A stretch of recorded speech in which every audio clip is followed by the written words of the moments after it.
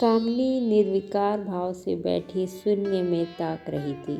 सामने रखी हुई चाय कब की ठंडी हो चुकी थी।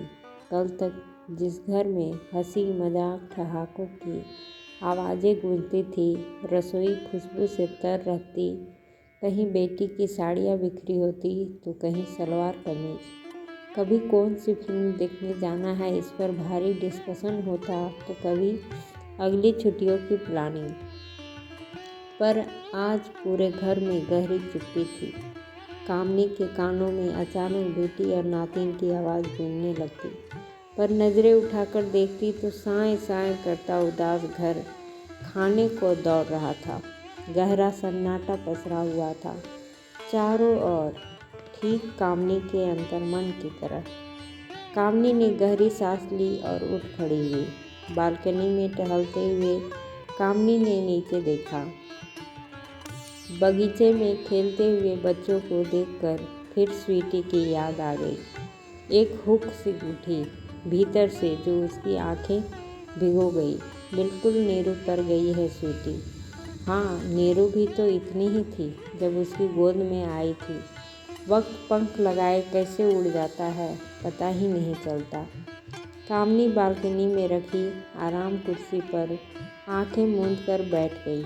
क्या दीदी, आपने चाय भी नहीं ली? तबीयत तो ठीक है ना आपकी? रीमा ने कंधे पर हाथ रखते हुए अपनत्व से पूछा। हाँ हाँ बिल्कुल ठीक है, कामिनी अचकचा कर बोली। दूसरी चाय बना दूँ दीदी? कामिनी गहरी सोच में डूबी हुई थी। उसने कोई जवाब नहीं दिया। क्या बात है दीदी, लगता है आपको नीरू की याद आ रही है। रीमा वर्षों से कामिनी के पास काम करती थी, भली भांति जानती थी कि उसके मन में क्या चल रहा है। अरे नहीं री, कामिनी ने ज़बरदस्ती मुस्कुराने का प्रयास किया। बेटी तो होती ही पराया धन है। मैं तो खुश हूँ, ऐसा योग दामाद और नातिन का सुख लिखा है मेरे भाग्य में।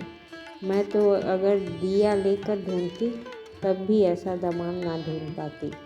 ये तो नीरू की किस्मत है कि उसे ऐसा होनहार, व्यवहार कुशल, नेक दिल जीवन साथी मिला। चल थोड़ी सी कॉफ़ी बना दे। रीमा को कॉफ़ी का कहकर कामिनी अपने बेडरूम में आ गई। तकिया लेकर लेटी तो बंद आंखों के सामने अतीत चलचित्र की भांति सजीव हो उठा। ये बात जब मैं बीए फाइनल में थी कि एक दिन पापा ने आकर कहा, कल विकास के मम्मी पापा आ रहे हैं तुम्हें देखने, कामिनी तुम घर पर ही रहना। अचानक शादी की बात सुनकर मुझे झटका सा लगा। मैं अभी आगे पढ़ना चाहती थी, कुछ बनने की तमन्ना मन में थी, पर जब पापा से कहा तो दो टूक जवाब सुना दिया। देखो कामिनी, मैं तुम्हारे कुछ बनने के चक्कर में नहीं पड़ना चाहता, फिर तुम्हारे पीछे छोटी भी तो है। अपनी नौकरी रहते मैं तुम दोनों के हाथ पीले कर देना चाहता हूँ। भगवान ने बेटा तो दिया नहीं, समय रहते मैं अपनी जिम्मेदारियों से मुक्त होना चाहता हूँ। विकास अच्छे खाते पीते घर का लड़का है, वो तो तुम सुंदर हो इसलिए बात बनी है, वरना उसके घर लड़की वालों की लाइन लगी है। पापा मुझे समझा रहे थे, मेरी आंखों के आगे अंधेरा छा गया, मेरे सपने चूर चूर हो गए थे। बहुत रोई थी उस दिन मैं। मुझे याद आए बचपन के वे दिन जब पापा मुझे राजकुमारी कहकर बुलाया करते थे। हम दो बहनें ही थे, पर पापा ने कभी हमें बेटे से कमतर नहीं माना था। पर आज पापा अक्सर कहते थे, देखना मेरी होनहार बेटियां मेरा नाम दुनिया में रोशन करेगी, मैं इन्हें आईएएस ऑफिसर बनाऊंगा। लाल बत्ती की गाड़ी में बैठकर जब ये जाएंगे तो दुनिया देखती रह जाएगी। पर मम्मी के जाने के बाद पापा बिल्कुल बदल गए। हमेशा हंसते रहने वाले पापा का स्वभाव चिड़चिड़ा हो गया था। उन्हें अपनी जिम्मेदारियों से निवृत्त होने की भी बहुत जल्दी थी। उन्हें लगता कहीं मेरी भी असमय मौत हो गई तो शायद ये भय उनके डिप्रेशन का कारण बन गया और लील गया हमारे तमाम सपनों को। मैंने और छोटी बहन दामिनी ने बहुत कोशिश की, पर पापा को डिप्रेशन से बाहर नहीं निकाल पाए। अब तो घर में वही होता जो पापा कहते थे। जिस दिन विकास अपने मम्मी पापा के साथ मुझे देखने आए, उसी दिन मेरी और विकास की सगाई तय हो गई और परीक्षा खत्म होते ही विवाह। सब कुछ इतना आनंद फानंद में हुआ कि सोचने समझने का मौका ही नहीं मिला। वैसे विकास मुझे भी पसंद आया। लंबा कद, गौर वर्ण और उसका शायराना अंदाज। अब मेरे सपनों में था विकास और सिर्फ विकास। मेरे पापा से सारी शिकायतें भी रफा दफा हो गई थी। मुझे विकास से इश्क हो गया था।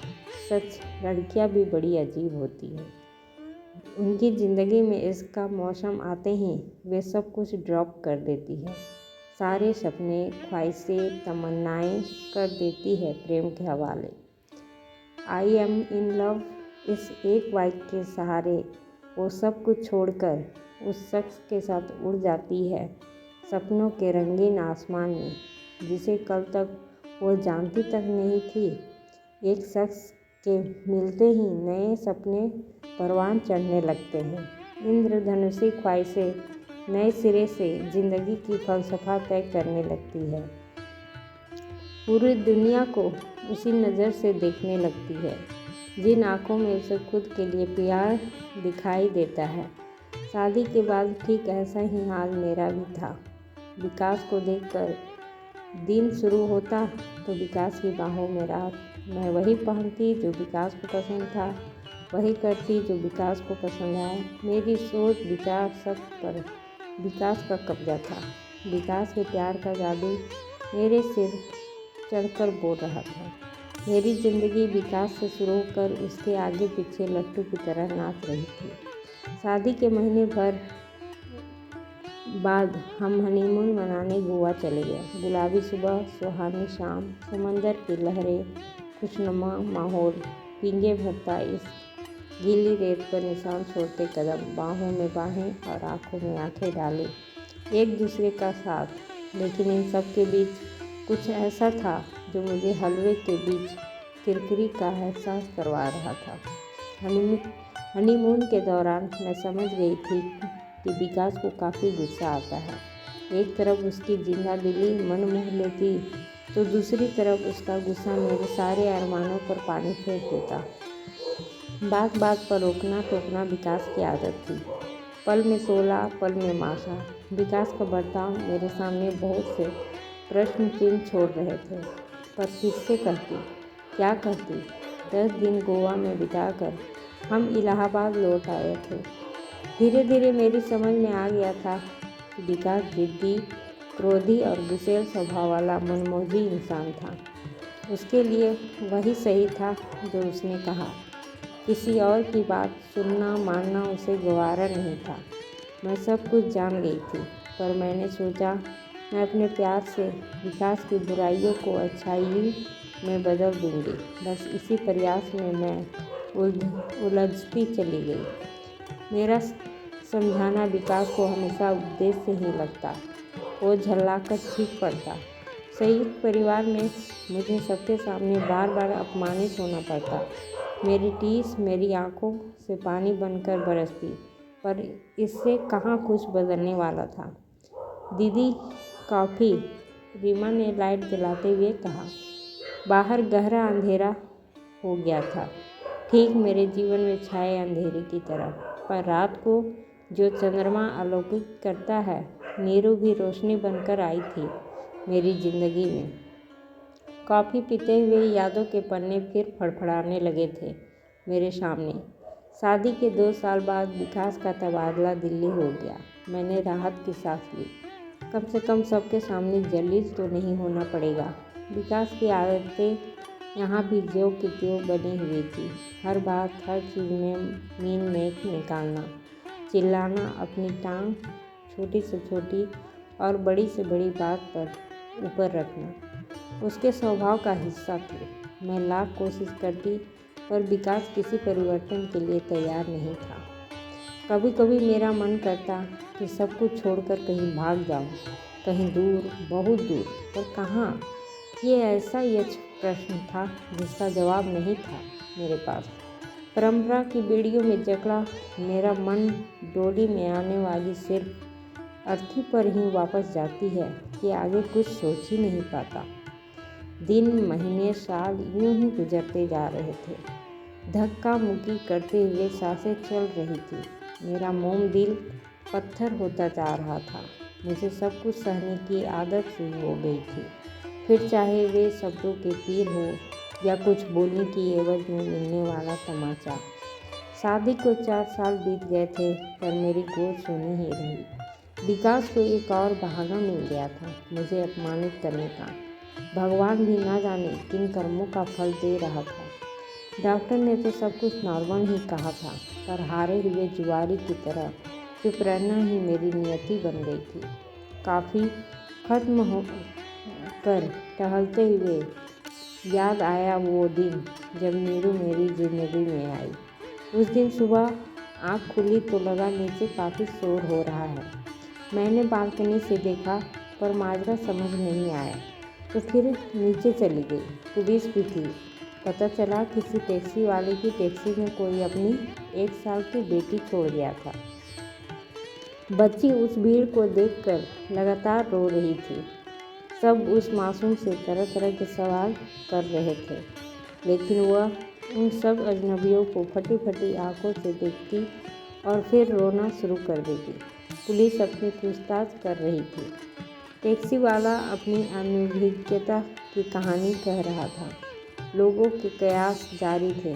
कोई माता पिता के भूलने की बात कहता, कोई जानबूझकर छोड़ देने की, कोई बेपरवाही के अन्य किस्से सुना रहा था, तो कोई भगवान की लीला बता रहा था। पर किसी को बच्ची की परवाह थी ऐसा नहीं लग रहा था। मैंने आगे बढ़कर बच्ची को गोद में ले लिया और फिर पास ही की पान की दुकान से टॉफ़ी और बिस्किट खरीद लिए। बच्ची थोड़ा सा स्नेह पाकर चुप हो गई। मेरी ममता मुझे मजबूर कर रही थी कि मैं लगातार उसके सर पर हाथ फिराती रही। पुलिस ने अपनी कार्रवाई समाप्त की और मेरी गोद से बच्ची को लेने लगी। मैं जैसे ही बच्ची उन्हें सौंपने लगी वह फिर से रोने लगी।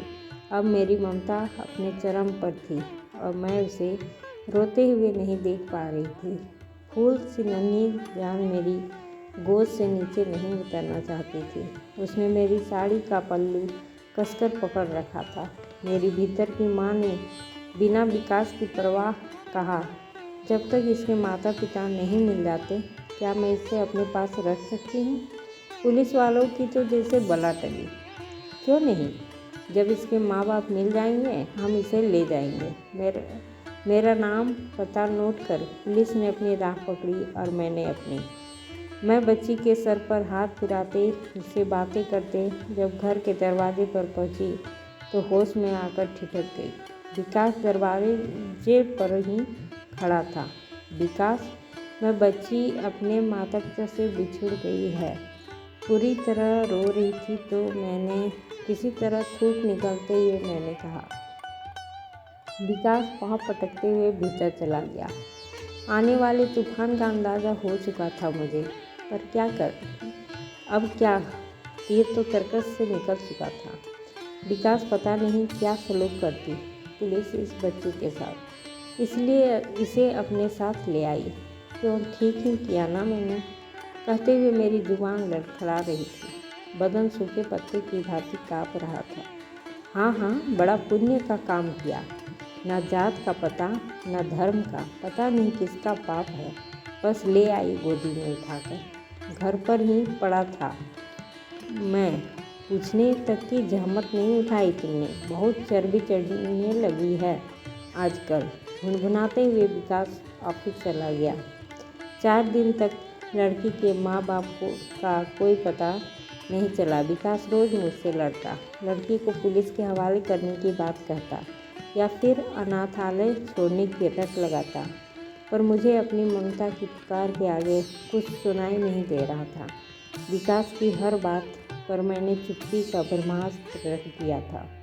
मेरी चुप्पी उसके गुस्से की ज्वाला में घी का काम कर रही थी।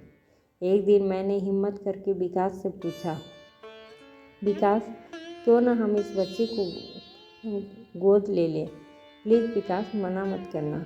बिफर गया था विकास मेरी बात सुनकर। जाने कितनी जली कटी बातें सुनाई थी उसने मुझे। और फिर अपना फैसला सुनाते हुए बोला, देखो कामनी, किसी और के पाप को मैं अपने गले की घंटी हरगिज़ नहीं बना सकता। मैं 3 दिन के लिए कंपनी के काम से बाहर जा रहा हूँ। जब वापस आऊँ तो ये पाप का लोथड़ा मुझे यहाँ दिखाई नहीं देना चाहिए, वरना ऊपर से नीचे फेंक दूँगा। दहाड़ता हुआ विकास चला गया। भीतर तक काँप गई थी मैं। अजीब कशमकश थी। एक तरफ जिद्दी झगड़ालू पति था और दूसरी ओर थी फूल सी मासूम बच्ची, जो अब मुझे मेरे वजूद का हिस्सा लग रही थी। बहुत उलझन भरे थे वे 3 दिन। मैं उस मासूम बच्ची को किसी भी कीमत पर खोना नहीं चाहती थी। मेरी ममता का वेग इतना अधिक था कि मेरी छाती में दूध उतर आया था। ना जाने किस भावावेश में मैं उसे दूध पिलाने लगी थी। भगवान ने मेरे लिए अनमोल तोहफा भेजा था। मेरी मन्नतें, प्रार्थनाएं, व्रत, उपवास सब पूरे हो गए थे। फिर भला कैसे छोड़ दूँ डूबती नैया की इस पतवार को। क्या पति नामक जीव इतना महत्वपूर्ण है जिंदगी में कि उसके बिना जिया नहीं जा सकता? क्या उसके लिए मैं अपनी ममता का गला घोट दूँ? क्या मंगलसूत्र और सिंदूर की बेड़ियों में जकड़ी नारी का पति से अलग कोई व्यक्तित्व नहीं? क्या गुस्सेल पति की गालियाँ खाने से अच्छा ममता के समंदर में गोते लगाना नहीं है? ये प्रश्न लगातार मेरा आत्ममंथन कर रहे थे। प्रश्नों के चक्रव्यूह में उलझते निकलते 2 दिन बीत गए थे। अजनबी मासूम बच्ची और अपने पति विकास में से मुझे किसी एक को चुनना था, वो भी विकास के लौटने से पहले। आखिर बहुत सोचने के बाद मैंने फैसला लिया कि मैंने तो इसे पुलिस के हवाले करूँगी और ना ही इसे अनाथालय भेजूँगी। पत्नी बनकर बहुत जी ली, अब माँ बनकर जीने की इच्छा और दृढ़ निश्चय ने मुझे जोश से भर दिया था। मैंने अपना सामान बांधा, जेवर और पैसे भी रख लिए। मैं जानती थी जब तक कोई अस्थायी इंतजाम और नौकरी नहीं मिलती, इन्हीं रुपयों से काम चलाना होगा। विकास के नाम मैंने एक छोटा सा खत छोड़ दिया। विकास, मैं जा रही हूँ। पत्नी बनकर जी ली। मुझे नहीं लगता तुम्हें मेरी कोई ख़ास ज़रूरत होगी। आज इस मासूम को मेरी ज़रूरत है। तुम इसे अपना नहीं सकते और मैं इसे छोड़ नहीं सकती, इसलिए जा रही हूँ। माँ बनकर जीना चाहती हूँ। तुम चाहो तो दूसरी शादी कर लेना। मैं कभी तुम्हारे पास लौट कर नहीं आऊँगी। मुझे जीने का मकसद मिल गया। मैं इसे खोना नहीं चाहती। कामनी। इसके पश्चात दिल्ली से दूर महाराष्ट्र के इस छोटे से कस्बे में आ गई। अब सफ़ेद साड़ी मेरे विधवा होने की पहचान थी। बेटी का नाम मैंने निरुपमा रखा था और उसके पिता की जगह के अग्रवाल भर दिया। बस यही थी मेरी तब की पहचान, जो आज तक कायम है। यहाँ आकर मैंने छोटे बच्चों को पढ़ाना शुरू कर दिया। बाद में एक स्कूल में नौकरी मिल गई। नीरू और मैं साथ साथ स्कूल जाते। जिंदगी की आवश्यकताओं को पूरा करने जितनी आमदनी हो जाती थी। नीरू धीरे धीरे बड़ी हो रही थी। पढ़ने में वो काफ़ी तेज़ थी। टेबल टेनिस खेलने में उसका कोई जवाब नहीं था। राज्य स्तरीय कई पुरस्कार उसे मिले थे। इसी दौरान उसकी मुलाकात संदीप से हुई। पहचान, दोस्ती, फिर प्यार में तब्दील हो गई और करीब 3 साल पहले मैंने शादी कर दी नीरू की। पिछले 10 दिन नीरू, संदीप और नातिन स्वीटी छुट्टियां मनाने आए थे मेरे पास। मैं आज पूरी तरह संतुष्ट हूँ। एक माँ के रूप में, नानी के रूप में। मेरे हाथ खुद ब खुद आसमान की ओर जुड़ गए भगवान से। मैं तेरी शुक्रगुजार हूँ। तूने मेरी गोद ममता से भर दी। मेरी सबसे बड़ी दौलत है मेरी बेटी नीरू। मैं बहुत खुशनसीब हूँ क्योंकि मैं एक माँ हूँ, सिर्फ एक माँ। हाँ, सिर्फ एक माँ। सोचते सोचते अपनी गीली आँखों को पोंछते हुए मेरी उंगलियां नीरू का नंबर डायल करने लगी। दोस्तों, आपको ये कहानी कैसी लगी? अच्छी लगी हो तो लाइक, शेयर और सब्सक्राइब करें। धन्यवाद।